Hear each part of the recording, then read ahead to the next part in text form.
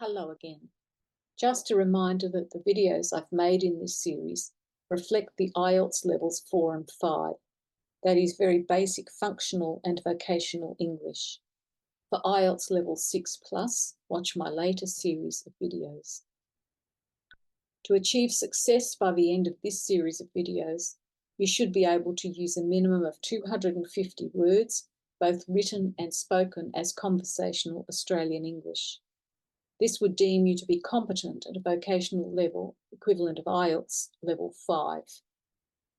The focus here must be on coherence and cohesion, lexical resources, grammatical range and accuracy, fluency, pronunciation and response, and the use of varying levels of Australian English, slang, colloquial, informal and formal, as the situation and topics of the conversations dictate.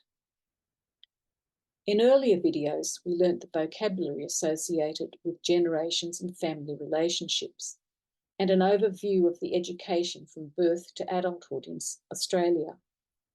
In this video, we'll be focusing on the vocabulary associated with the guided tour of 2 tourist places of interest in Sydney. The guided tour, the vocabulary. Listen and repeat after me as I read the following words.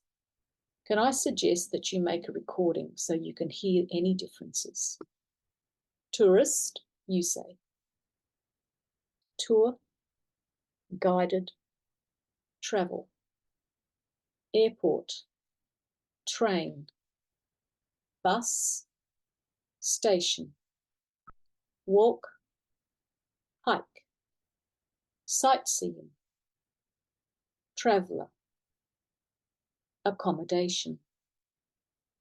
Hotel. Motel. Motor inn. Inn. Airbnb. Bed and breakfast. Homestay.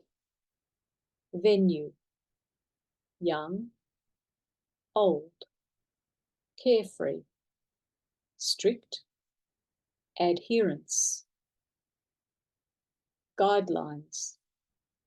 Monitor. History. Historical significance. I'll say it again. Historical significance. Souvenir. Essential viewing. I'll say it again. Essential viewing. Guide. Historical artifacts. I'll say it again. Historical artifacts. Explore. Exploration. Discover. Map. Excursion. Cultural significance. Age. Ancient. Tourist attraction. Today our conversation theme is based around 2 well-known Sydney landmarks. The first landmark I've chosen is the Sydney Harbour Bridge. I'll give you some background to this very well-known place on Sydney Harbour. Some important facts about Sydney Harbour Bridge. Number 1. In 1815, a convict and architect, Francis Greenway, suggested having a harbour crossing. Francis Greenway was responsible for the design of many famous Sydney city historical buildings. Fact number 2. In 1912, Dr. Bradfield was employed as the engineer for the construction of a road and rail crossing. Fact number 3. Construction began in 1923. Fact number 4. The Sydney Harbour Bridge opened to road and rail traffic on the 19th of March, 1932. Here are some questions from the Sydney Harbour Bridge information I've placed in this video. Who designed the Sydney Harbour Bridge? The Sydney Harbour Bridge was designed when in 1815 a convict and architect, Francis Greenway, suggested having a harbour crossing. Francis Greenway was responsible for the design of many famous Sydney city historical buildings. Who built the Sydney Harbour Bridge? In 1912, Dr. Bradfield was employed as the engineer for the construction of a road and rail crossing. When was the Sydney Harbour Bridge built? The Sydney Harbour Bridge construction began in 1923. It was opened to road and rail traffic on the 19th of March 1932. What purpose does the Sydney Harbour Bridge serve? The Sydney Harbour Bridge allows easy access by road or rail from the southern side of Sydney Harbour to the northern side. It allows the suburbs on either side to be readily accessed by traffic, foot, road or rail. What does the Sydney Harbour Bridge represent nowadays to this country? To Australians, the Sydney Harbour Bridge is a recognisable, iconic structure that not only joins the northern and southern suburbs that surround the harbour, but also presents a fantastic backdrop for major events such as the New Year's Eve fireworks. Do many tourists come to see this? Many tourists who visit Australia make the Sydney Harbour Bridge one of their tourist must-see places.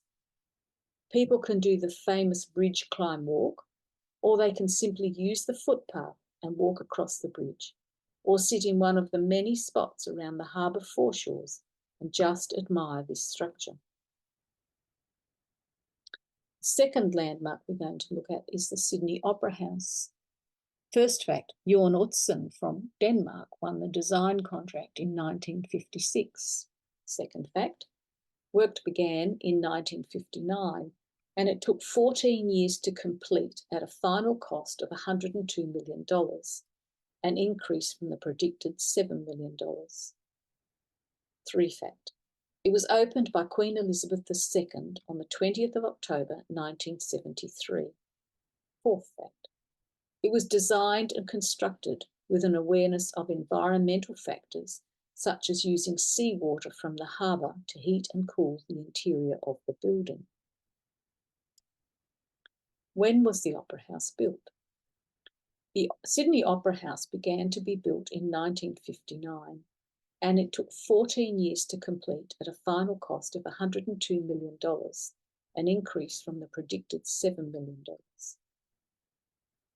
In our next video, we'll be doing a lot of conversational practice, learning more vocabulary to help you achieve your goal of IELTS level 4 and 5.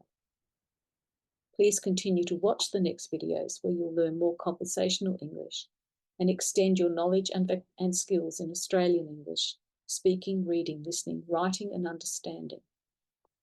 Can I ask you, if this content has been helpful, would you please subscribe to this channel? Many thanks and hope you get to Australia one day.